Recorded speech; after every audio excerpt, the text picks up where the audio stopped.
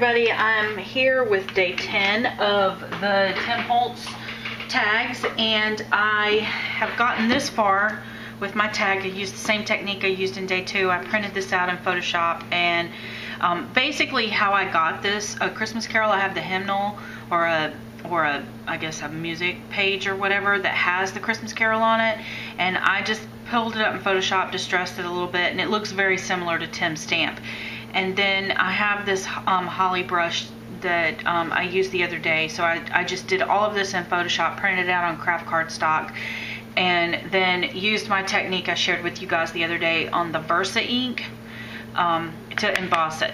So this is where I'm at with the tag in this process. I've already done my fragment charms the same way he did. They're drying, but now what I want to share with you is the banner.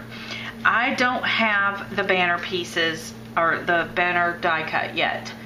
It's probably one I'm gonna get, but I don't have it. And when I used, I made my own the other day, someone said, oh wow, it looks just like Tim. So I'm gonna share with you guys today how I made that.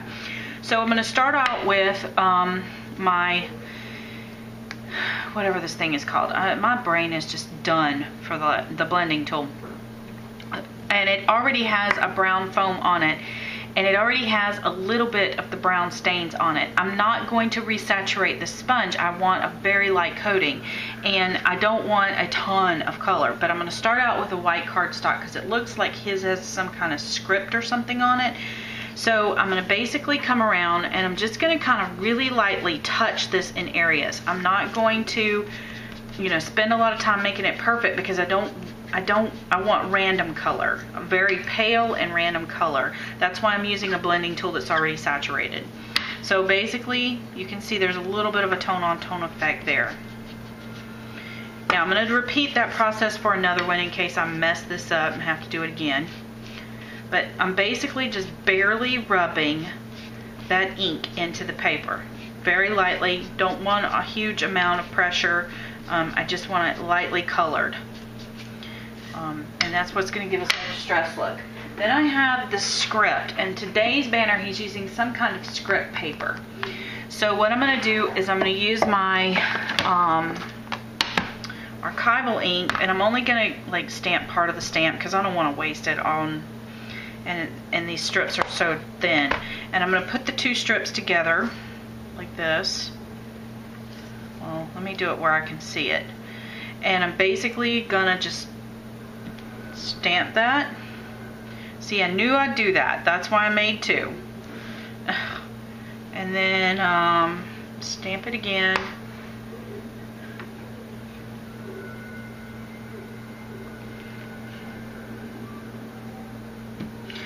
So now this is what I have.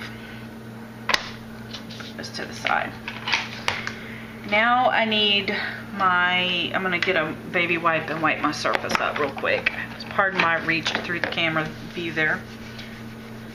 I don't want this ink to transfer onto anything that I'm working on, so it's important to clean up between projects. I need a new craft mat. This one is just yuck.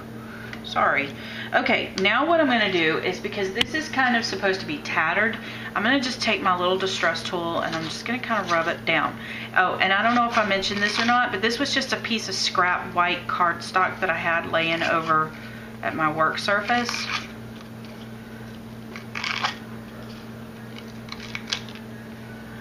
And again, I'm just going to run that across. I'm going to run it. It doesn't really matter about the ends because we're going to trim those out anyway.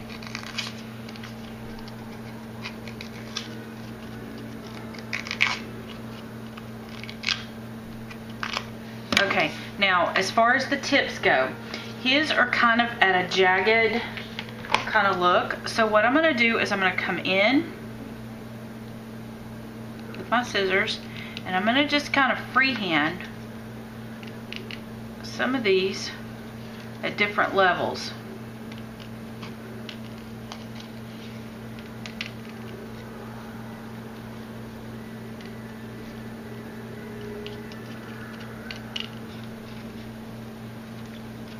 Not too many.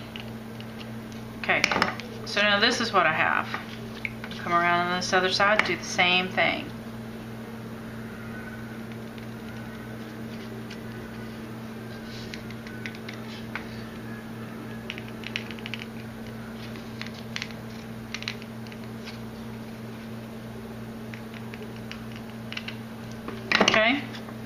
not perfect, but it works in a pinch. And I believe what he's done is you're gonna go in about a quarter of the way and you're gonna pull it out this way. Crease it down and it's gonna make like this Z shape. Come back over here, maybe flank the side of the tag so you know about roughly how far to do it. Come around here and then come back in.